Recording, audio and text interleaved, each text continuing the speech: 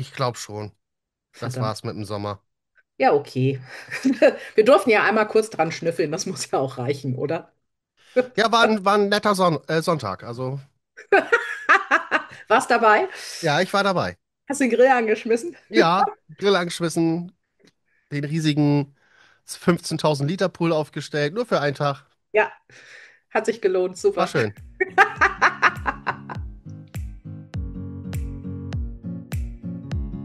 Herzlich willkommen zur 105. Folge von Ausgestanzt und Ausgefragt. Wer kennt es nicht? Nach einem gelungenen Bastelabend bleiben überall kleine Schnipsel zurück. Papier, Stoffreste, angefangene Materialien. Auf dem Tisch türmen sich die Spuren der Kreativität und zwischen alten Überbleibseln und neuen Ideen entsteht ein buntes Durcheinander. Mel und Pete gehen heute der großen Frage auf den Grund: Ist das Müll oder kann das weg? Wir wünschen euch viel Spaß beim Zuhören. Herzlich willkommen zur 105. Folge. Mir gegenüber wieder per Zoom zugeschaltet die liebe Mel. Hello. Hello! Und in der heutigen Ausgabe geht es darum, ist das Kunst oder kann das weg? Ja, Alles zum Thema Müll. Wann ist es Müll oder was kann man eventuell noch mit Dingen machen oder Upcycling, Spenden etc. tt. genau. Mit Betonung auf kann das weg. Also, ist das Kunst, müssen wir uns nicht fragen. Kunst ist alles, was wir machen, eigentlich, Das finde ist ich. so, ja. Ja, ja. Im Großen wie im Kleinen. Sehr viel Künstlerisches, das ist fein. Aber um diese Frage jetzt eigentlich mal so, wie ich es nicht gemeint habe, zu beantworten, das ist ja auch, was fällt mir gerade ein, ne? Man hat irgendwas Selbstgemachtes, man hat das bekommen, das ist irgendwie ganz fein. Muss man das bis Sankt Nimmerlein aufbewahren? Was tut man damit? Oder kann es vielleicht auch einfach mal weg? Mhm. Mhm. Ja, hatte ich gerade. Okay. Ich bin typisch Mann. Ich wohne alleine, also habe ich es ein bisschen mit dem Hausputz nicht so ernst genommen. Und meine Partnerin ist mit ihren Kids am Wochenende zu mir gekommen zum Raclette machen. Ich denke, ja, nee, so kann ich die hier nicht reinlassen. Ich muss hier mal ein bisschen Grundordnung reinbringen. Also mit dem Kercher durch die Küche und mit dem Bagger durchs Wohnzimmer so ungefähr. Aber solange das Schamgefühl noch da ist, ist alles gut. Ja, ja, ja, absolut. Und da hatte ich dann eine Box gefunden, ein Schächtelchen, was ich vorletztes Jahr, da war das einfach ein Goodie auf dem Teller zu Weihnachten von meiner lieben Schwester Birgit. Ja, Und so richtig so eine süße Box, wo der Verschluss in Form eines Tannenbaums war, wenn man das zusammen hatte. ja. War schon von der Sonne verblasst, hatte schon 12 Kubikmeter Staub obendrauf. Ich denke, okay, das ist keine Kunst mehr, das kann jetzt tatsächlich weg. Mhm. Schweren Herzens zwar, aber es konnte weg. Ja, also ich habe es auch, wenn ich irgendwie dann sowas habe, was ich dann entsorge. Das ist immer so ein bisschen, man guckt sich um, guckt keiner, ne? Ja, So, so, weil man so, man will ja niemanden irgendwie da oder niemandes Gefühle irgendwie mit Füßen treten oder so, weil man ja einfach weiß, dass so viel Liebe da drin steckt und so viel Herzblut und Zeit und ist so. so, ne? Also, Paradebeispiel ist für alle, die Eltern sind, die selbstgemalten Bilder der Kinder. So, wenn man den ganzen Kühlschrank schon voll hat, da hängen schon 25 Gemälde, man kriegt die Tür schon gar nicht mehr auf, so ungefähr. Und dann kriegst du das 26. Okay, jetzt muss ich langsam mal anfangen auszusortieren. ja, Das Kind ist mittlerweile 17. Ich habe hier Bilder noch, da war er 5. ja. Was mache ich jetzt damit? Ja, wenn er nicht guckt, weg. Oh, hör auf. Du, das war so ein Aha-Erlebnis, ne? Also in dem Moment hätte ich es damals eigentlich begreifen müssen. Da waren wir bei meinen Schwiegereltern, also bei den Eltern meines Ex-Mannes. Ich Ja. glaube, wir waren noch nicht verheiratet, aber wir haben zusammen gewohnt. Und dann nahm mich seine Mutter mit und sagte, du, wollt ihr das nicht auch mal mitnehmen? Und zog vom Schrank so eine Mappe voll mit diversen Kunstwerken aus der kompletten Schulzeit. Oh. Genau, oh. Und ich stand da und sagte, nein. Also zum einen, mein Ex-Mann und ich, wir kennen uns ja aus der Schule. Also den Großteil der Gemälde, die er da produziert hat, die gab es bei mir auch irgendwann mal. Ja. Und nein. Also da habe ich wirklich gedacht, oh mein Gott, was stimmt denn nicht? Also bei meinen Kindern ist es so, die sind künstlerisch nicht so, also geht so. Mhm.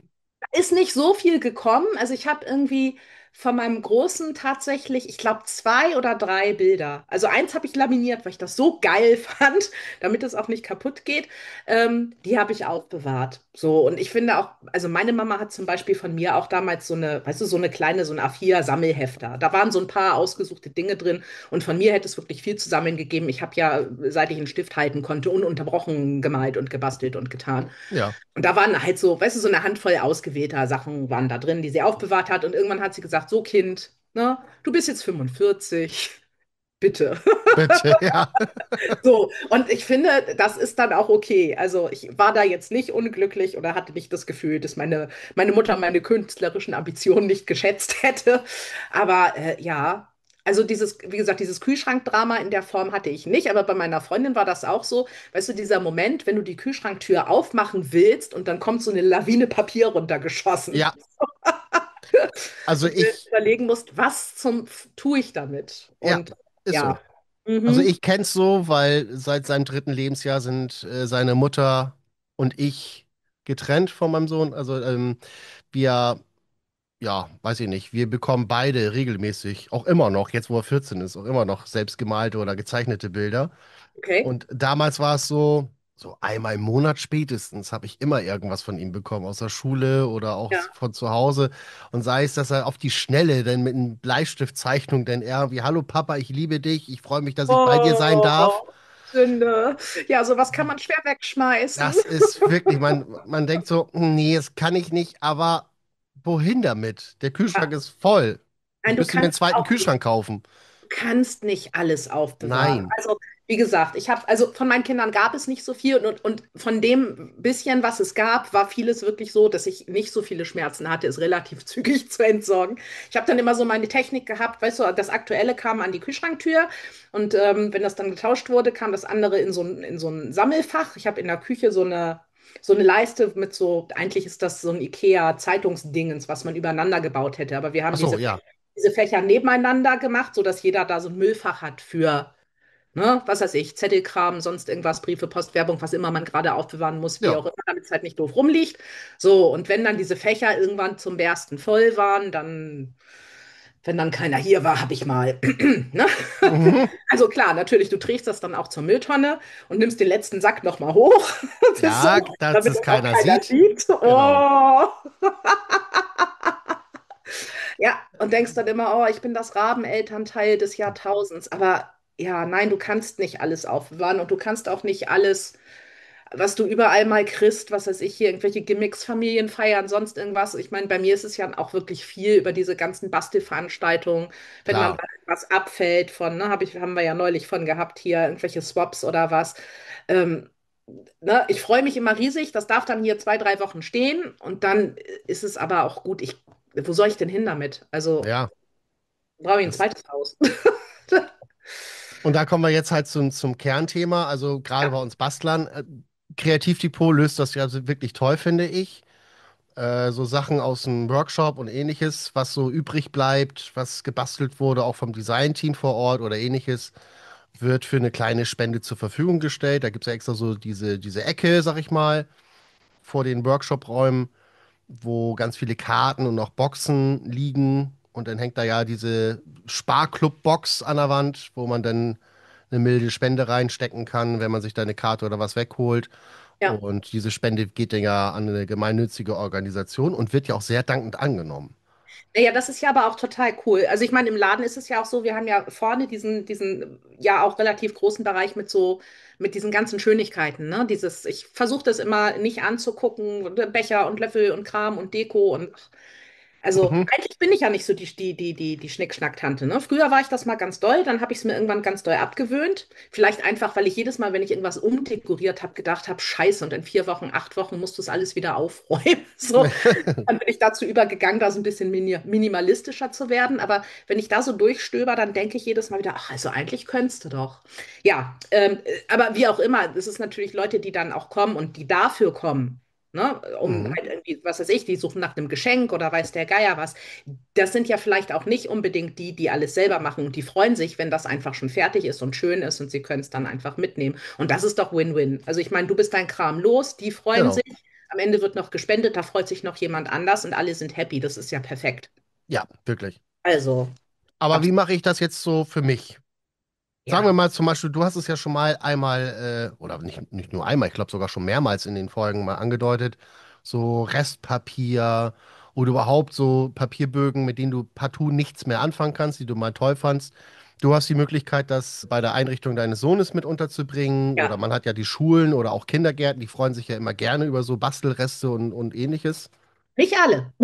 Nicht alle, nein, aber viele. Das musste ich auch mal erfahren. Das, das war ganz großartig. Da hatte ich, also bin ich wie Maria zum Kinde zugekommen, einen riesengroßen Stapel so A3 Kopierpapier, original verpackt. Wir haben ja früher neulich damals, bevor wir in diesem Haus gewohnt haben, haben wir in einer Wohnung auf dem Gewerbehof gewohnt. Die Firma gehört einem ehemaligen Schulkameraden von mir und meinem Ex-Mann. Und Leute schmeißen ja manchmal die komischsten Sachen weg. So, was weiß Mhm. ich, wenn jetzt zum Beispiel auch so eine Büroräumung ist oder wie auch immer. Auf jeden Fall hatte er diese Berge Papier original verpackt gefunden, direkt aus dem Container gezogen und sagte, hier, das kann deine Frau bestimmt brauchen. Ich hatte das dann hier und sagte, okay, grundsätzlich schon, aber nicht in den Mengen. Ich dachte, aber das ist cooles Malpapier, das trägst du mal in den Kindergarten. Nein, das war aber zu groß. Sie Okay. nehmen nur A4-Papier. Und ich denke, okay, dann nehme ich es halt wieder mit. Mhm. Wo ich dachte, falls doch zusammen oder wo ist jetzt das Problem? Also ja, Ja, nein, das mochte man nicht. Aber das ist mir nur einmal passiert in der ganzen Zeit. Da habe ich, glaube ich, auch nie wieder was hingebracht. Aber beim Förderzentrum zum Beispiel, also da, wo mein behindertes Kind hingeht, die sind tatsächlich auch richtig dankbar über jeden Kram. Also wenn ich so auch irgendwelche angefangenen Stickerbögen habe, jetzt von irgendwelchen Workshops oder so, ne? ja. Ihnen ist das egal, ob da ein A oder ein Y fehlt, weil im Zweifelsfall ist ein Nachmittag, dass da einfach jemand sitzt und wahllos irgendwelche Dinge abzieht und irgendwo aufklebt und damit glücklich ist. Mhm. Und das ist einfach total. Also die freuen sich, dass sie halt dann nicht drauf achten müssen. Die können immer raushauen, weil die wissen, es kommt ja auch immer nach. Ja. Und die Kids freuen sich, wenn sie da knöseln können und alles ist schicki. Also das ist natürlich richtig super. Wo bist du mit den A3-Bögen verblieben? Die habe ich dann auch beim Paul damals in den Kindergarten dann gebracht. Ah, okay. Ja, und die haben sich dann sehr gefreut. Es Siehst war ja du? der Jonas und der Paul, die waren ja in zwei verschiedenen Kindergärten. Musst du dir vorstellen, zu dem Zeitpunkt, der Große ging ja schon zur Schule und die anderen beiden hatten zwei verschiedene Kindergärten. Was das logistisch immer für ein Theater war, die Kinder Oh. von A nach B zu kutschen. Alter Falter, ernsthaft. Und das für jemanden, der nicht als Berufswunsch Helikoptermutti hat. Ich war also jeden Tag immer schwer genervt von dieser Wahnsinnstour, beziehungsweise was dann auch immer richtig geil war, wenn irgendwo, was weiß ich, also in der Grundschule hast du ja diese verlässlichen Unterrichtszeiten gehabt, da war das dann mit den, also relativ gut, aber hast ja auch im Kindergarten mal gehabt, dass einer angerufen hat und gesagt, oh, der hat einen Schnüff, der muss abgeholt werden, dann ist deine Tour durcheinander. Mhm. Shit. Ja, egal. Nee, aber tatsächlich ist es bis heute so, also bei Paul im Förderzentrum, die machen ja auch, da gibt es auch von der Lebenshilfe dann in die Nachmittagsbetreuung. Ähm, für die behinderten Kinder. Und die freuen sich immer wie ein Schnitzel über alles. Ja. Also, das ist richtig cool. Aber ich muss auch sagen, ich sammle da auch nicht alles. Ne? Also, ich habe, um bei mir jetzt mal anzufangen, also ne, mein persönlicher Erfahrungsschatz, viele, viele Jahre basteln, bedeutet natürlich auch viele, viele Jahre Horterei und Schnipselgesammel und hast du nicht gesehen. Und ich erinnere mich damals, als ich meine ersten, also wann kam das denn auf? 2000, weiß ich nicht, 6, 7, 8, irgendwie so um den Dreh, dass es so die ersten Scrapbooking-Kits gab. Das war damals, das waren so die ersten zwei, drei Online-Shops, die diese Sachen hatten, also diesen speziellen Scrapbooking-Stuff. Und dann hat man das eigentlich so gemacht, dass man quasi aus den aktuellen Kollektionen irgendwie, weißt du, hier von Papier und davon Papier das ein bisschen hübsch kombiniert hat, dass man halt, dass sich das alles mal so angucken konnte vom Stil und von der Beschaffenheit. Dann gab es ein bisschen Deko-Schnuppi dazu und einen Bogen Alphabetsticker oder so. Und dann hattest du halt so ein Kit Ja. irgendwie ganz liebevoll abgestimmt und wundervoll. Und das war natürlich für jemanden, der, wie soll man sagen, vorher halt mit irgendwelchen Sachen zurechtgekommen ist, die man halt irgendwo kaufen konnte. Ne? Der lustige Folia-Block beim Aldi in der Sommeraktion oder so. Mhm. hast du dann da dieses Kit gehabt. Und das hat natürlich, war auch ein bisschen preisintensiver natürlich. Und du hattest dieses exklusive Zeug, das du ja auch nicht überall gekriegt hast. Und es war teuer und du hast es ergattert. Das war auch nicht selbstverständlich, weil diese Kits auch immer relativ schnell ausverkauft waren dann. Ähm, und da hast du wirklich jeden verdammten Schnipsel aufbewahrt, ne? Weil könnte ja sein, den brauche ich noch. Also so wirklich so Ja. Fuchs, wo ich heute denke, alter Lachs, ernsthaft. Aber weil das halt so was Besonderes war. Und wir hatten auch coole Aktionen. Es gab damals da in dem Forum gab es eine Aktion, die hieß Stretch dein Kit. Das war dann so eine Challenge, wer quasi die meisten Layouts aus diesem Kit Ach machen. so, Ja, total geil. Das hat okay. super Spaß gemacht. Also das sorgt natürlich dafür, dass man anfängt, sehr wirtschaftlich zu arbeiten oder also halt nicht ohne Sinn und Ein Verstand bisschen bedachter. wegzuhauen, sondern genau, so ein bisschen bedachter, dass du halt guckst, dass du auch schön lang damit hinkommst und viele Sachen damit machen kannst und so. Das war eine coole Challenge. Sowas in der Art könnte man eigentlich auch mal wieder machen. Ne? Finde ich eigentlich ganz geil. Ja, finde ich Ja, gut. so wo ich da jetzt gerade drüber nachdenke. Ja, aber wie gesagt, ich habe jeden möglichen Pups aufbewahrt und auch diese ganzen Sachen, die halt ne, damals neulich vor 20 Jahren so fürchterlich schwer zu kriegen waren. Wenn du dann irgendwie sowas hattest, dann hast du das, ob du das brauchtest oder nicht, aber das wurde halt eingelagert und ich habe ja teilweise noch Sachen. Also ich weiß nicht, wie oft ich meinen Keller schon von rechts auf links und links auf rechts gedreht und immer einen langen Arm und immer einen großen Sack Kram hier raus und Flohmarkt und hast du nicht gesehen. Und trotzdem hast du immer noch so ein paar Sachen, wo du einfach irgendwie sagst, da habe ich aber, weißt du, ich musste fast mein Erstgeborenes hergeben, um das ranzuschaffen. Das kann ich nicht einfach wegschmeißen oder weggeben. So irgendwie so hübsche, ich weiß nicht so genau, Buchecken zum Beispiel, die sind wirklich pottenhässlich. Also sie sind wirklich einfach hässlich. Ich werde sie nie benutzen. Aber die habe ich auch immer noch. Okay. Ja, mal gucken, wenn ich irgendwann hier ausziehe, vielleicht werde ich mich dann mit dem Thema doch nochmal auseinandersetzen müssen. Aber aktuell geht es ja noch. Ja. Aber du hast gerade ein gutes Stichwort genannt, Flohmarkt. Lohnt sich das? Oder muss man sag ich mal, speziell so für Bastler, ähnliches, so Handarbeitsmärkte oder ähnliches, solche Flohmärkte eher denn? Also, ich habe tatsächlich, also ich mache das nicht mehr so häufig, weil es immer irgendwie auch super anstrengend ist. Aber man hat natürlich Sachen, von denen man weiß, eigentlich sind sie gut und man hofft, jemand anders freut sich irgendwie drüber. Und bei uns hat sich das eigentlich so eingebürgert, dass wir bei größeren Treffen, also bei Corps oder so, dass man da zum Beispiel vorher verabredet, dass jeder irgendwie eine Flohmarktkiste mitbringen kann. Also Ja. eigentlich wird dann nur getauscht, ne? Ist ja klar. Ja. Äh, aber das ist eine Möglichkeit. Ansonsten gibt es auch die Möglichkeit über Facebook zum Beispiel. Da gab es mehrere Flohmarktgruppen für Bastelsachen. Also es ist halt schon sehr speziell. Du kannst natürlich auch gucken, ob du irgendwas, was weiß ich, hier über eBay oder so losgekloppt kriegst. Ich bin da einfach kein Freund mehr von, weil also diese eBay-Nummern, das killt mich jedes Mal immer so. Das kannst ja auch Bücher drüber schreiben. Ja, ich bin auf Facebook auf so einer Seite, die immer wieder so Ja, ja, ja, ja, Klein ja, ja, ja. Kleinanzeigen-Fails. Oh, Mega. meine Güte. Man fragt sich immer so, ist das jetzt wirklich echt oder erfunden? Das ist ja schon wie Satire. Das ist ja Ja, das ist so. unglaublich. Das kannst du dir nicht ausdenken. Wirklich, was da teilweise passiert.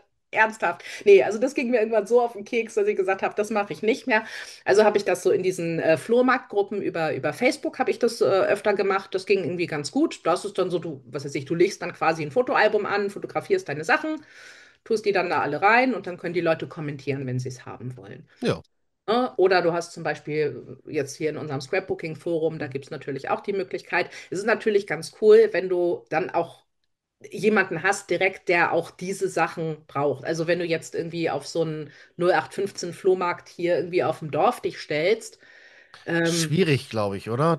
Das so, passende Klientel dafür zu finden. weiß ich nicht. Also klar, dann freut sich jemand, wenn er vielleicht ein bisschen Bastelkram irgendwie abschleppen kann für seine Kinder oder so. Aber dass du Ja. jetzt jemanden hast, der auch wertzuschätzen weiß, was du da so hergibst, ne? Weil das ist ja nicht so, dass Der man auch sagt, aus oh, der ich hau das Community alles kommt. raus, sondern Ja. es sind ja auch Sachen, die irgendwie, weiß ich nicht, oft hängt da ja auch so ein bisschen das Herz dran und man möchte das Ding Gutes zu Hause bekommen. Ja, Bescheuert eigentlich. ich Aber sag ja, jemand, der auch womöglich aus dieser Community kommt, der ja, das wirklich auch weiß, was das ist und Ich damit würde was sagen, wer wird anzufangen das weiß. anders wertschätzen? Also mir persönlich geht das bei solchen Dingen eigentlich nicht darum, irgendwie jetzt maximalen Profit irgendwie rauszuschlagen, sondern mir geht es darum, dann einfach zu sagen, okay, ich brauche hier Platz, das muss raus und ich freue mich, wenn sich jemand drüber freut. So. Ja. Und das funktioniert ganz gut. Was ich auch schon mal gemacht habe, ist, dass ich habe mir bei Instagram ein Zweitprofil eingerichtet, ein geschlossenes Profil. Und wenn ich dann mal so eine Aktion mache, was weiß ich, einmal im Jahr mache ich meistens einen langen Arm und gucke, was habe ich noch über von irgendwelchen Workshops oder so, weil meistens habe ich das, wenn ich Materialkits packe und so, dass ich immer noch mal 3 bis 5 mehr in petto habe. Falls irgendjemand zum Beispiel nicht auf meiner Liste stand oder jemand zerschneidet irgendwas und ist dann unglücklich, dann kann ich einfach sagen, ey, hier haben wir noch mal dabei. Weißt du so? Ja. Also, und es ist natürlich auch dem Umstand geschuldet, wenn man jetzt irgendwie im Großhandel einkauft, dann kann ich natürlich auch nicht sagen, okay, ich habe jetzt in dem Workshop, weiß ich nicht, 22 Teilnehmer, ich will noch eins in petto. 23 ist selten eine Verkaufseinheit. Ja? Ja. So, da habe ich halt irgendwie, weiß ich nicht, je nachdem, wo ich was bestelle, Verkaufseinheiten von, ne, hier Designpapier habe ich zum Beispiel gekauft, jetzt für übernächste Woche, wenn ich in Stuttgart bin. Da habe ich halt immer, ich glaube, 6 ähm, Papierpacks in einer Verpackungseinheit. Das heißt, okay, wenn ich jetzt mehr Teilnehmer habe, mit 24 komme ich nicht aus, habe ich 30. Das heißt, ich habe dann auf jeden Fall 5 überzählig. So. Ja. Und, ne? So, und dann mache ich halt am Ende des Jahres, mache ich einmal einen langen Arm oder einmal im Jahr meistens und sage dann, okay, ne, hier Workshop-Kits XYZ, davon noch 2, davon 5, davon 8, davon eins. Kannst du jetzt kaufen, hopp oder top, und dann ist das auch relativ schnell erledigt. Dann Mhm. gehen die da eigentlich auch schnell über den Tisch und ne, ich bin es hier auch los und jemand anders freut sich und das ist dann eine feine Sache. Ja. Also man muss sich natürlich klar sein, dass mit solchen Sachen ist natürlich auch ein bisschen Arbeit verbunden. Ja, natürlich. Klar. Ist, also wenn du das Gefühl hast, oh, ich habe jetzt einmal so richtig groß aussortiert, das muss jetzt irgendwie alles raus. Ähm, also mein Tipp ist, mach's lieber portionsweise, weil sonst sitzt du davor und denkst, oh Gott, was habe ich getan? Ja, aber das kennen, glaube ich, viele, auch die nicht aus der Community kommen. Selbst wenn du irgendwie den Kleiderschrank ausgemistet hast und das sind alles noch wirklich tolle, tragbare Sachen und du willst sie verkaufen, Ja, jedes einzelne Kleidungsstück abfotografieren, hochstellen, also online stellen, so beschreiben, Fragen beschreiben. beantworten, verpacken, richtigen Also Karton parat haben, hast du nicht gesehen. Ja, genau, das ist dann schon ein richtiger Job. Also ja, das ist eine Tagesaufgabe. ja. Gut. Aber wie gesagt, die Dinge, die halt noch irgendwie in irgendeiner Form habenswert sind oder brauchbar sind, irgendwie für jemanden, wenn man es halt jetzt nicht wegschenken möchte, dann sind so Flohmarktgeschichten, wie gesagt, Gruppen oder Insta halt irgendwie einen Flohmarkt machen oder über irgendwelche Foren oder so. Das funktioniert eigentlich ganz gut. Mhm. Und ich persönlich mache das dann auch so, ich gebe dem Ganzen irgendwie 3 bis 5 Tage Zeit und alles, was nicht weg ist, kommt dann halt weg oder wird dann halt wieder gespendet. So, ne? Ja. Ähm, Wie gesagt, dadurch, dass ich hier dann den guten Abnehmer habe, da über die Lebenshilfe und über das Förderzentrum, ist das natürlich, Ja, also das mache ich dann auch klar. gerne. Ne? So. Aber um jetzt nochmal hier auf diese Schnipselgeschichten und so zurückzukommen. Ich weiß zum Beispiel von Leuten, die wirklich auch ihre also Papierreste, und alleine bei den Papierresten, da scheiden sich ja schon die Geister. Also ich schneide jetzt auch nicht unbedingt ein Papier an, nehme mir einen kleinen Flacken und den Rest schmeiße ich weg, natürlich nicht. Nein. Es ist für mich schon so, dass ich sage, wenn es jetzt irgendwie kleiner als A5 ist die Wahrscheinlichkeit, dass ich es brauche, relativ gering. Also wenn es noch so ist, dass man noch irgendwas damit machen kann, dann kommt es in die Schulkiste. Mhm. Ähm, Wenn es größer ist, so was weiß ich, so ein halber 12 mal 12 Bogen oder so ist da über.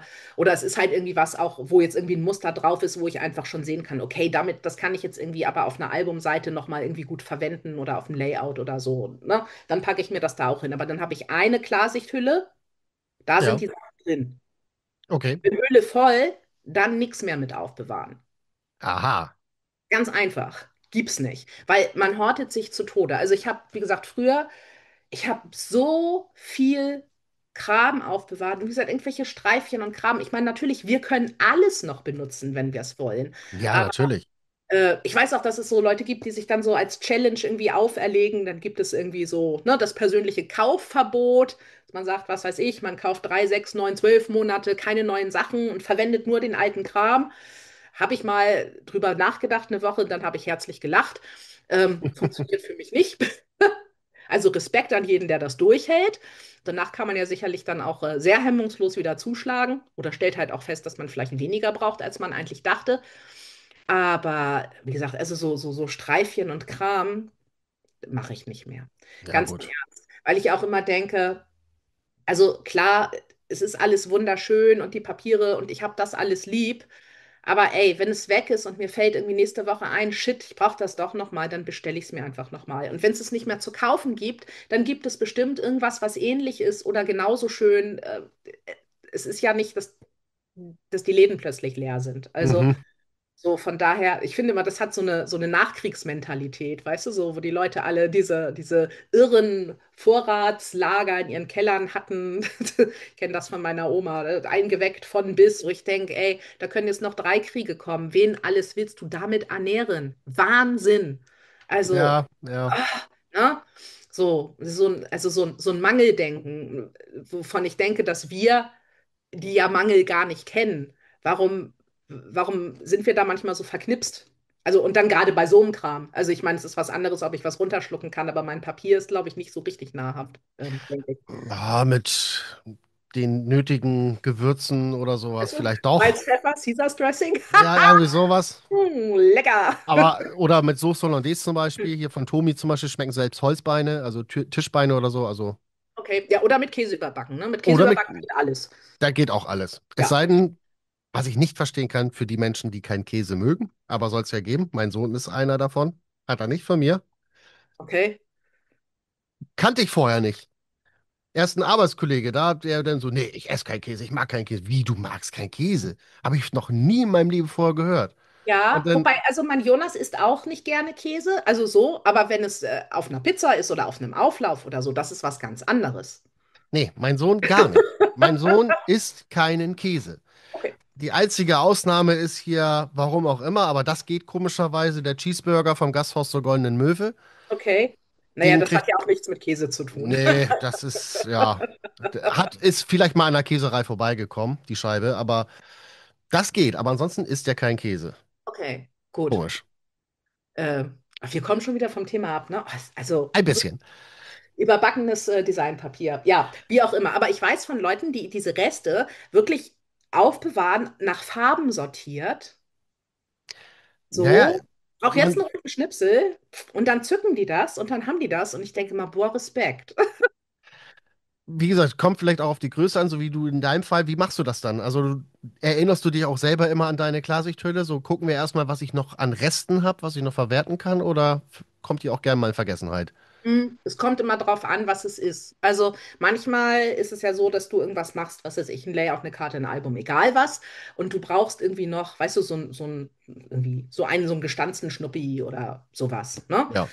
Das ist dann schon so, dass ich zum einen denke, okay, dafür musst du jetzt nicht unbedingt ein neues Papier anschneiden. Wenn hier jetzt nicht gerade irgendwie was rumliegt, dann guckst du mal in den Resten. So, Mhm. was da ist.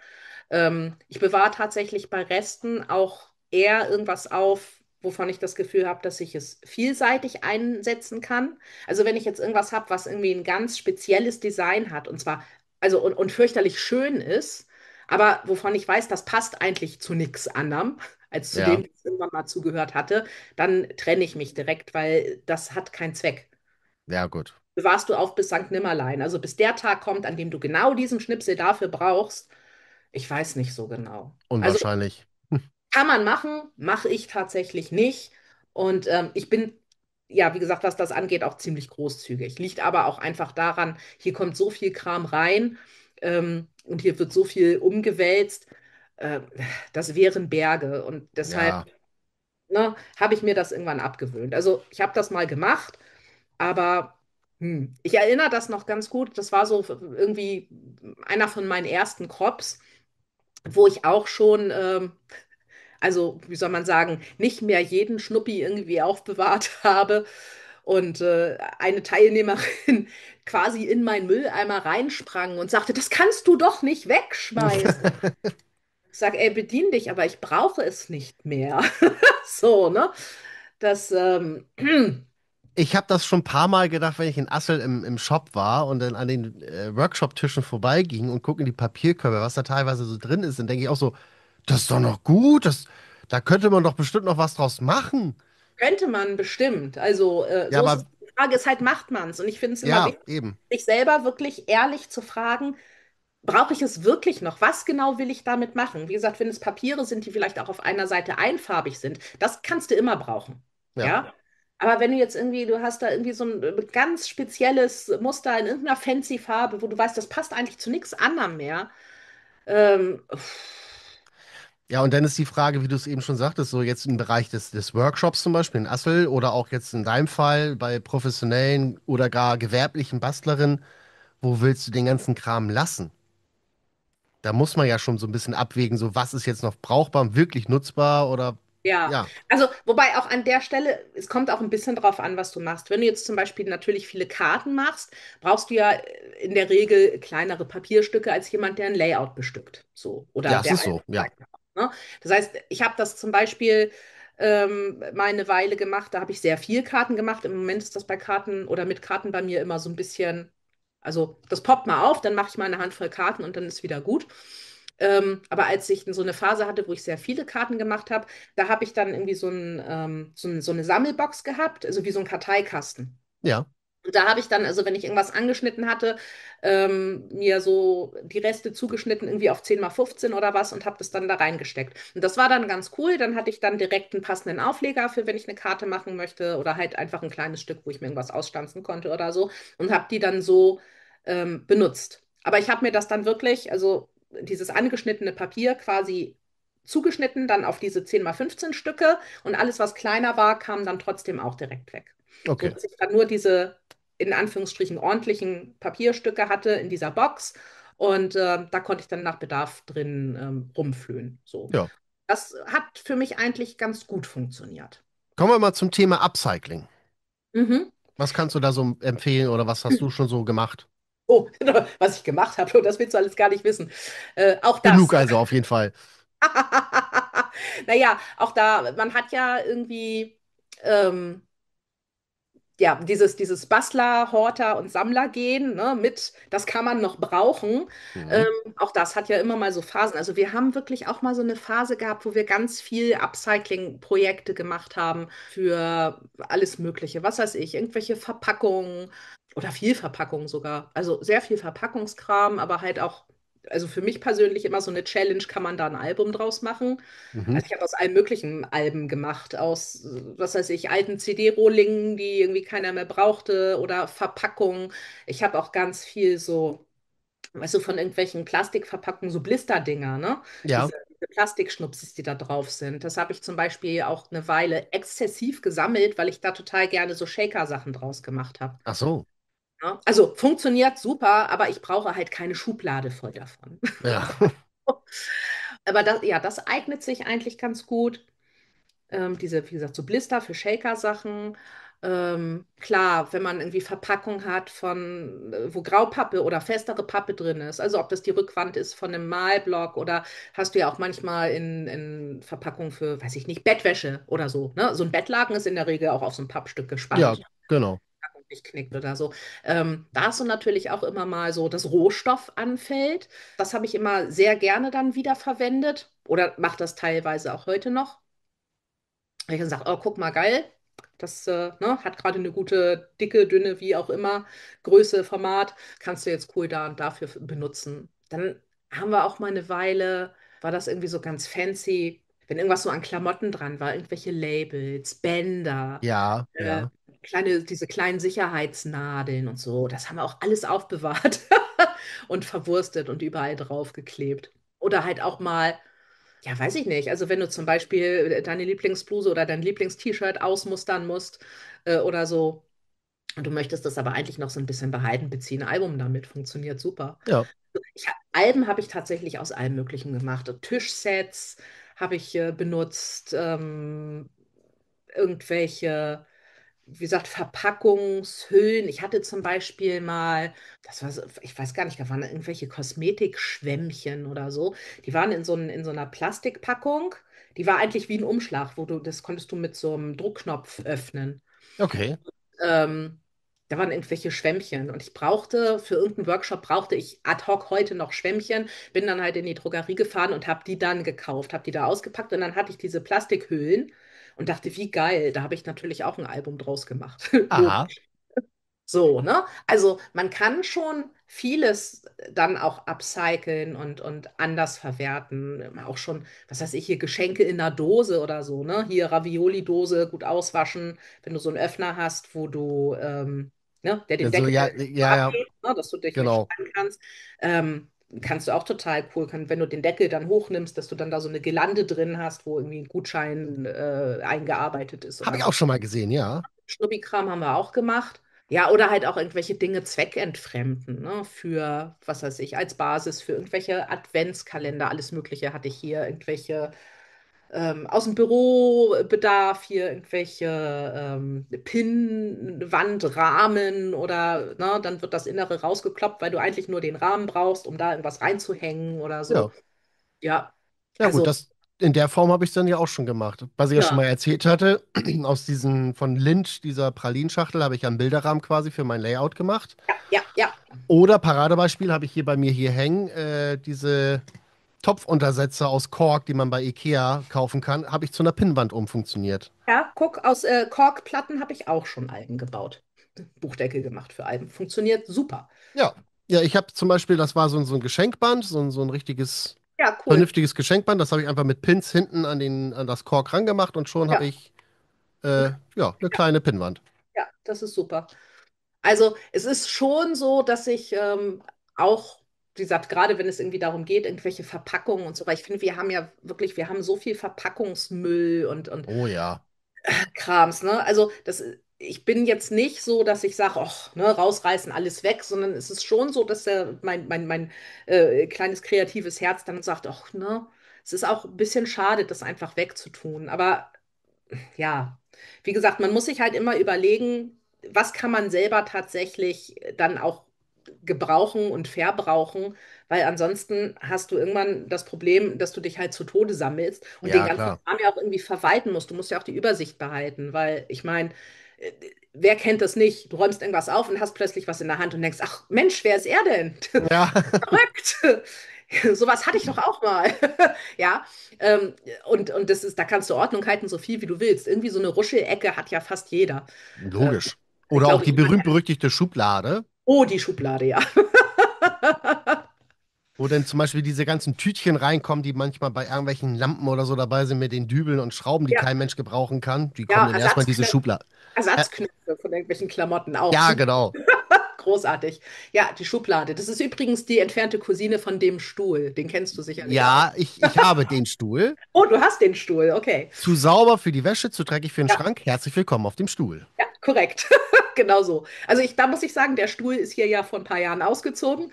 Ähm, ich habe ihn nicht mehr, aber der Stuhl, ja, wer kennt ihn nicht? Ja, das ist aber so auf so ein Männerding. Dreckig, sauber geht noch.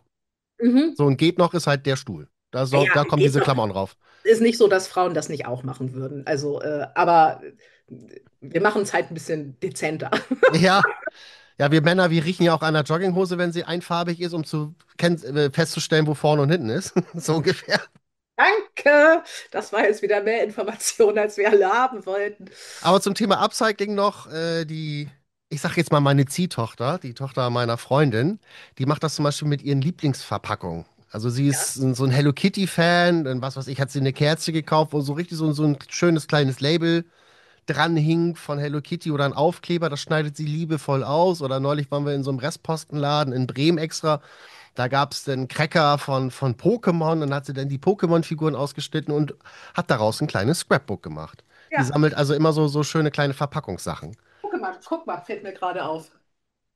Ah, Entstanden aus CDs. Ein Mini-Album halte ich ein für. Mini-Album. Das sind CDs, Ja, ausgemusterte, mit Papier beklebt. ja, cool. Eine sehr coole Idee. Mit Und dann Fotos hast von du Pokémon-Spaß, ja. zwei Löcher reingebohrt, dann mit den Ringen dann dran. Kannst du mit der Crocodile, funktioniert super. Ja, damit kannst du auch sogar durch Holz. Ja, Die, also die, CD-Lochen mit Crocodile funktioniert. Ich habe es ausprobiert. mhm. Ja, genau, so viel zum Thema Upcycling. Also, wie gesagt, man kann Reste, natürlich kann man Reste verwenden und man kann ja auch gucken, wie gesagt, wenn zum Beispiel die Kinder klein sind oder so, ne, da haben wir zum Beispiel natürlich auch andere Sachen aufbewahrt. Da habe ich hier auch immer noch mal so eine Schnipselkiste gehabt, weil ich wusste, Jonas kommt runter, der will irgendwas aufkleben. So, Ja. oder hat einfach dann viel Spaß gehabt, irgendwie ne, Motivstanzer. Oder habe ich immer noch so eine ganze Kiste voll mit so kleinen, was weiß ich, Teddybärchen, Herzchen, Mhm. also so Kram, ne, den man eigentlich nicht haben will. Und da hat er hier stundenlang gesessen und hat halt diese Reste irgendwie einfach klein gelochert. So. Klar, dafür ist das fein. Aber für das, was ich jetzt so machen möchte, brauche ich halt viele von den Resten nicht mehr. Ja, gut. Aber ansonsten hast du irgendeinen speziellen Tipp? Vor allem jetzt sagen wir mal für Bastelanfänger, die wirklich noch das Papier sehr, sehr, sehr streicheln, weil oh, das ist ein schöner Papierbogen und das ist ein schönes Muster und hat ja auch schließlich Geld gekostet. Was kann ich Ja. noch mit diesen Resten anfangen? Oder Ähm, kann ich oder also, sollte ich mich wirklich trennen? ja, du kannst natürlich eine Challenge draus machen, ist klar, ne? Also ich meine, Reste, gerade wenn es kleine Reste sind und du bastelst gerne Karten, manchmal brauchst du ja wirklich nur so ein paar Papierstreifchen oder so. Klar, dann machst du einfach mal irgendwie, sammelst du deine Reste zusammen und dann machst du halt mal einen Kartennachmittag oder so und klöppelst den Kram raus. Was ich persönlich dann immer ganz wichtig finde, ist zu sagen, okay, und alles, was jetzt hier heute nicht verbastelt worden ist, darf dann wirklich gehen, weil diese Reste wachsen ja nach. Das ist ja wie Ja, Pilze. Ähm, und wie gesagt, wenn jemand auch natürlich noch nicht so viel Material hat, weil er noch nicht so lange im Hobby ist, dann ist er natürlich auch nicht so satt, wie ich das bin. ja, gut. Ne? Ja. So. Wegen Papierstreifen denke ich jetzt gerade so, weil wir ja in Richtung Weihnachten gehen, zumindest für diejenigen, die auf sowas Bock haben, das ist eine Fummelarbeit, könnte man ja Möbelstern. Fröbelsterne machen. Ja, natürlich. Und das kann total geil aussehen, wenn du so wirklich coole Papiere hast. Ja, gerade so mit Muster, so ein Designpapier und dann Ja, hat dieser Stern dann auch noch dann wieder ein eigenes Muster durch das Gefalte und ja. Geziehe. Also das stelle ich mir schon ganz cool vor. Ja, natürlich. Also, das kannst du auf jeden Fall machen. Also, was ich persönlich immer ganz wichtig finde, ist halt jetzt nicht irgendwie völlig kopflos alles aufzubewahren, sondern einfach sich wirklich zu überlegen, ich habe einen Bogen angeschnitten, da ist vielleicht irgendwie, keine Ahnung, ich habe da einen Kreis ausgeschnitten oder so. Diesen Schnuppi-Puppi-Kram, der da irgendwie drum rumhängt, den brauche ich definitiv nicht. Gleich Nee, abschneiden, gleich weg. abschneiden, ja. So, und die anderen Sachen überleg dir, was davon brauche ich oder in welchem Format kann ich es brauchen oder in welchem Format kann ich es auch gut aufbewahren. Weil es ist total blöd, wenn du dann diese ganzen unterschiedlichen Formate hast und hast irgendwas mit irgendwelchen runden Kanten, irgendwie irgendwelche Ecken, Krams drin, dann verhakt sich das auch ineinander und du hast nachher eigentlich mehr Lagerschaden, als dass du gerettet hast. Ja, Das heißt, wirklich einfach zu sagen, okay, ich bastel viele Karten, die maximale Größe, die ich jetzt brauche, ist irgendwie ne, 10 mal 15 oder 30 mal 15 oder so, dass ich dann gucke, dass ich das so in die Formate bringe und es dann entsprechend aufbewahre. Klar, ja, ja. logisch, kann man machen. Aber manchmal ist es ja auch so, also es ist ja nicht nur Papier, wir haben ja auch ganz vielen anderen Kram. Zum Ja, Beispiel, natürlich. ne, ich habe vor einiger Zeit zum Beispiel hier meine Enamel-Dot-Sammlung aussortiert, ja. Die Okay. sind, ich liebe meine Enamel Dots wirklich, aber da waren jetzt auch welche dabei. Ähm, weißt du, wenn du dann irgendwann diesen Bogen schüttelst und die Dots fallen halt einfach ab, Weil der ja, Kleber nicht mehr weil da hält. nichts verklebt. Ich bitte dich. Also klar, natürlich kann ich auch einen Tupfer Kleber nehmen und kann sie dann aufkleben, aber wenn die schon so lange abgelagert sind und ich habe sie in der Zeit nicht benutzt, hat es vielleicht auch einen Grund gehabt. Ja. Dann wirst du Ja, sie wahrscheinlich auch in Zukunft nicht nutzen, wolltest du damit so. sagen. Ne? Ja, weil also wir hatten früher neulich damals, wenn wir dann so Enamel-Dot-Bögen hatten, dann war das meistens so, dass du irgendwie drei, vier, fünf, sechs verschiedene Farben hattest und von jedem dann irgendwie so eine Reihe und dann Mhm. verschiedene Größen. Und meistens war es bei mir so, dass mir die größte Größe immer zu groß war, weil die waren so fast, also wie so ein Centstück groß. Ja, Weißt du, ja, ich will aber nicht so ein Smartie da irgendwie auf meinem Layout haben, sondern ich habe eigentlich dann lieber die kleineren benutzt. Das heißt, die großen waren über. War ja aber teuer und war ja auch schön und vielleicht kommt irgendwann der Tag, an dem ich das ganz doll brauche, also bewahre ich es auf, bis es mir halt irgendwie entgegenfällt. Käse, ja, so. ja. Ne?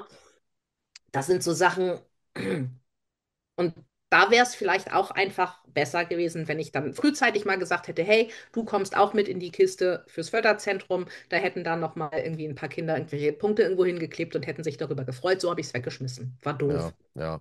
Oder was ich zum Beispiel auch habe, ist da oben eine große Kiste voll mit Alphabet-Stickern. Ja. Ja, davon hast du wahrscheinlich auch reichlich.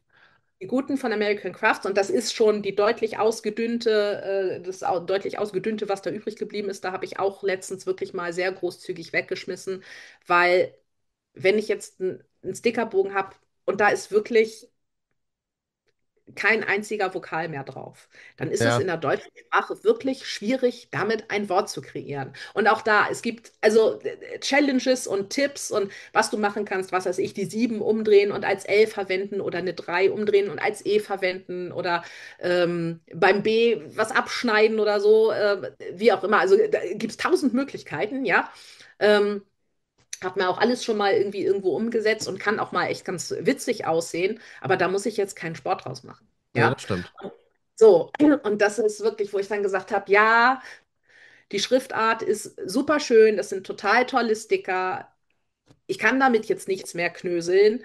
Und ich bin jetzt auch da nicht so der Typ, der jetzt sagt, okay, dann mache ich jetzt 10 Layouts, wo ich dann halt aus unterschiedlichen Bögen irgendwas zusammentue. Das kann ich einmal machen, das kann ich ein zweites Mal machen, aber danach mache ich es nicht mehr. Mhm. Weißt du so? Das ist jetzt nichts, wo ich sage, das ist jetzt dauerhaft mein Lieblingsstil-Element.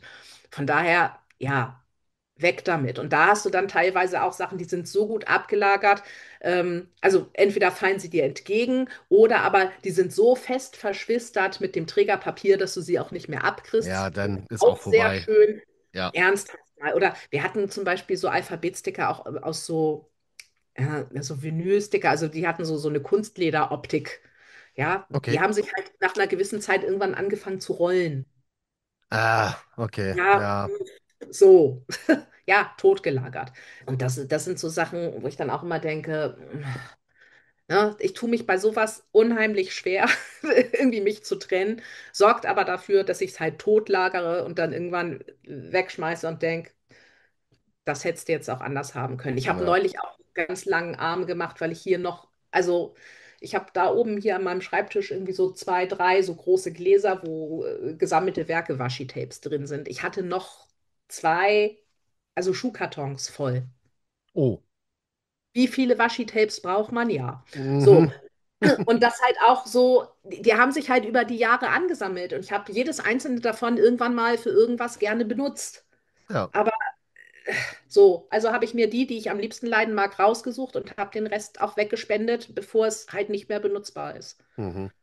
Weil das ist halt einfach, ja, weiß ich auch nicht. Also das war halt auch dann mal sehr trendy und dann hast du natürlich auch, wenn irgendwo was war, dann hast du das halt mitgenommen, weil, ne, hast du halt noch nicht überall gekriegt. Heute kannst du sagen, hier, ne, Washi-Tape, guckst du mal im Internet, wirst du überschwemmt. Kannst du in jeder Breite, in jeder Größe, ob auf Rolle oder als Bogen oder egal, ne?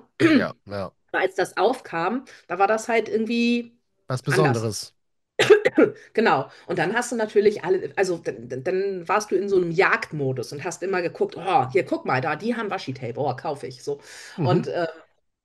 ja, ja, was soll ich sagen? Und da bin ich auch bis heute noch Opfer. Manchmal ist es dann so, wenn es irgendwie, ja, ne, besonders schöne gibt, wo ich dann denke, ach doch, das hat Mama gesagt.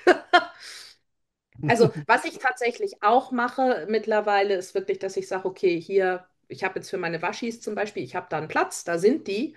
Und wenn ich mir jetzt noch welche dazu kaufe und es passt nicht, dann muss irgendwas anderes gehen. Das Okay. ist übrigens also nicht nur im Bastelbereich, sondern eigentlich in allen Bereichen des Lebens fein. Also wenn ich mir zum Beispiel auch, ich kaufe mir ein neues Oberteil, wenn ich das in meinen Schrank reintue, dann fliegt ein altes raus. Okay. Ganz einfach, weil mein Ja, Schrank wird nicht größer. konsequent. So, ja, und das funktioniert ganz gut. Also, ne, musste ich mich dran gewöhnen, also beziehungsweise mich an mein Vorhaben das eine oder andere Mal erinnern. Aber mittlerweile habe ich das ganz gut verinnerlicht. Ja, Und ich bin so der Typ Mensch, so, nee, das T-Shirt, so der Klassiker für den Garten. ja, genau. Viel Spaß bei den 587 Tagen am Stück, die du im Garten verbringst, um all diese T-Shirts aufzutragen, die Ja, du so tragen möchtest. mittlerweile sind es 900 ungefähr. Nein, Ja, aber super. Ja, guck mal, dann kannst du ja doch hier nochmal mit anpacken. Ja, aber wirklich jetzt, also, ne, ich finde, man sollte auch nicht so. Ich weiß nicht so genau. Also viel hat ja auch mit Selbstbeschiss zu tun, weil man immer denkt, oh, das mache ich noch. Also, ja, ne, alle ja. Projekte, die ich irgendwann bei Pinterest mir gepinnt habe, die werde ich alle irgendwann nachbasteln. Bullshit, macht kein Mensch. Ist Mhm. Quatsch. Und genauso ist das mit diesem Horten und Reste aufbewahren. Ich finde das auch immer ganz lustig, bei Workshops zum Beispiel, ne? Ich dann auch sage so, ne, das und das, so, und den Rest kannst du wegschmeißen. Und alle, wow, kannst du nicht Ja, machen. Was genau willst du damit? Du hast jetzt hier dieses Materialkit, du hast dieses Album, das gestaltest du aus. Und wenn du damit fertig bist, was machst du jetzt mit diesen 3 Streifen? Ja, ja. die sind hübsch, du machst damit nichts mehr. Jetzt hier in diesen Sack, sofort. Ja, Kann ich das auch mal ist, streng werden. Das ist sehr lustig. Also wir okay. haben da schon auch unsere persönliche Selbsthilfegruppe natürlich, ist ja klar. Ne? Und jedes Mal verlange ich ein bisschen mehr. Und es ist dann auch ganz süß, wenn die Teilnehmer dann kommen und sagen, guck mal, hast du gesehen, ich habe es weggeschmissen, gleich. Und ich denke, super, brav. Ne? Also, ja, weil man sich vieles einfach selber nicht so bewusst macht. Nee, Also, das ist ja das, was ich meine. Da im Workshop-Raum in Assel, ja, dann guckst du da in den Eimer und dann sind das so, ja, noch so ein Viertelbogen, sag ich mal, so ungefähr, aber komplett löchrig, aber ein tolles Motiv drauf und denkst so, da könnte man doch bestimmt noch irgendwas draus machen. Wieso wird denn das weggeschmissen? Ja, aber andererseits, was willst du damit? das ist einfach, also wenn du nicht just in dem Moment die konkrete Idee hast oder Ja. ne, den konkreten Verwendungszweck weißt, überwinde dich weg. Dann fassen wir einmal noch mal kurz zusammen. Also, nach Möglichkeit, entweder, wenn man zum Crop oder so fährt, wo auch vielleicht angesagt wurde, hier, wir machen auch einen kleinen Flohmarkt, bringt mal euren Schnörkelkram mit, den ihr nicht braucht. Ansonsten im Ort bei sich einfach mal beim Kindergarten oder in der Grundschule nachfragen. Könntet ihr sowas gebrauchen? Ja. Oftmals würde ich mal behaupten, wird ja gesagt, gerne. Gut, man kann auch, wie du schon sagtest, auch mal die Ausnahme erleben, dass es heißt, nee, braucht man nicht. Das habe ich aber, wie gesagt, ein einziges Mal gehabt. Müssen übrigens nicht nur Kindergärten sein. Ne? Also ich weiß hier von einer Oder Bekannten Einrichtung. im Nachbarort, genau, die zum Beispiel regelmäßig im Seniorenheim bastelt. Ja, Die freut sich auch immer, wenn es da ja, was gibt. stimmt. Genau. Ne? Oder in meinem Fall hier zum Beispiel, ich war ja lange Zeit im Kirchenvorstand und da haben wir so einen sogenannten Seniorenkreis. Also die freuen Ja, sich auch über sowas. ja, total. Also, ne? Das ist ja nur, weil man selber jetzt keine Verwendung hat, ist es ja nicht automatisch wirklich Müll. So, ne? Eben, genau. Nicht alles. Aber ja, aber was Müll ist, kann weg. Ja, also da ein bisschen Selbstdisziplin. Überleg dreimal, kann ich da wirklich noch was mit anfangen? Und wenn ja, was? Und wenn ja, dann jetzt. Und nicht Genau. erst dann noch horten. Ja, oder halt aber auch wirklich einfach sich selber ab und zu mal zwingen und sagen, okay, ne, ich habe das jetzt aufbewahrt. Also ich meine, manchmal hat man ja auch Dinge, die lagert man wirklich lange, weil man sie lieb hat. Ne? Wie gesagt, ich habe hier neulich auch ne, Papier von 2009. Das war jetzt schon gut. Aber das fand ich halt einfach immer so schön. Und ich wusste, irgendwann kommt der Tag, da mache ich was damit. Ich finde es wirklich schön. Und es gefiel mir ja auch immer noch. Aber ich hatte einfach nie das richtige Projekt. Manchmal hast du ja Sachen, die ziehst du raus und denkst, warum zum habe ich das gekauft? Was Ja, habe ich mir dabei gedacht? Ja, mhm. okay, dann hat sich der Geschmack geändert und dann kann man auch einfach einsehen, okay, komm, das ist vielleicht vorbei. Aber manche Sachen, klar, die schleppst du irgendwie so mit und behältst die lange und findest die trotzdem schön. Das hat ja durchaus seine Daseinsberechtigung. Man darf auch Dinge behalten, weil man sie lieb hat. Das ist völlig Klar, okay. natürlich. Ne? Aber so bei manchen Dingen oder bei vielen Dingen denke ich immer so, ich habe das jetzt irgendwie ein Jahr lang nicht in der Hand gehabt. Wenn ich irgendwie aufräume und denke, okay, wer bist denn du? Offensichtlich habe ich es nicht gebraucht. Dann kann es für mich auch gehen. Ja, ich habe jetzt am Wochenende meine Wohnung, wie gesagt, auf Vordermann gebracht und da war dann auch, ich weiß gar nicht mehr, was das war, auf jeden Fall so ein Technikgedöns für mein altes Handy sogar auch noch. Ja, Jahrelang gesucht. Jetzt habe ich es gefunden, habe ein neues Handy, wo es nicht mehr passt. Und ja, dachte auch, du hast es die ganze Zeit nicht gebraucht, dann wirst du es jetzt erst recht nicht mehr brauchen. Weg. genau, direkt Tonne. Ja. Ja, genau, so sieht das aus. Guti, So, dann haben wir doch das wieder schön zusammengefasst, finde ich. ich denke auch. Und dann, weil wir ja jetzt ja auch schon langsam Richtung ja, Weihnachten ja immer mehr kommen, haben wir nämlich nächste Woche das Thema das Dezember-Tagebuch. Oh ja, das ist schön. Weil dann sind wir Wundervoll. jetzt in Mitte Oktober, das ist, finde ich, ein guter Zeitpunkt. Du, ich glaube, also die ersten sind ja auch schon emsig dabei und bereiten jetzt Garantiert. hier für irgendwelche Basare und Märkte und so, ne? Also Ja, da wenn die nicht sogar schon fast fertig Adventskalender. dafür sind. Genau, Ja. Adventskalender, da bin ich gerade mit meiner Freundin bei, jeder für sich, Okay. gegenseitig. Ja, Da bin ich gerade mitten dabei. Häuschen Und dann, ich habe eine Birke im Garten, in meinem Urlaub wird die gefällt und dann wird die komplett entastet und wird dann als so ein Ast quasi dann längs fertig gemacht, dass da die ganzen Häuschen dran gehängt werden. Oh, wie schön. Ja. Dann kann sie das sich dann schön ins Wohnzimmer hängen. Das finde ich gut. Dann danke ich dir wieder mal. Ja, immer wieder gern. Und dann würde ich sagen, bis zum nächsten Mal. Ist klar. Bis dann. Tschüss, tschüss. Tschüss, tschüss. Wir sind nun zwar am Ende dieser Podcast-Folge angekommen, aber schon nächste Woche geht es weiter. Abonniere gerne unseren Kanal, um keine Folge mehr zu verpassen. Vielen Dank fürs Zuhören und bis zum nächsten Mal, wenn es heißt, ausgestanzt und ausgefragt.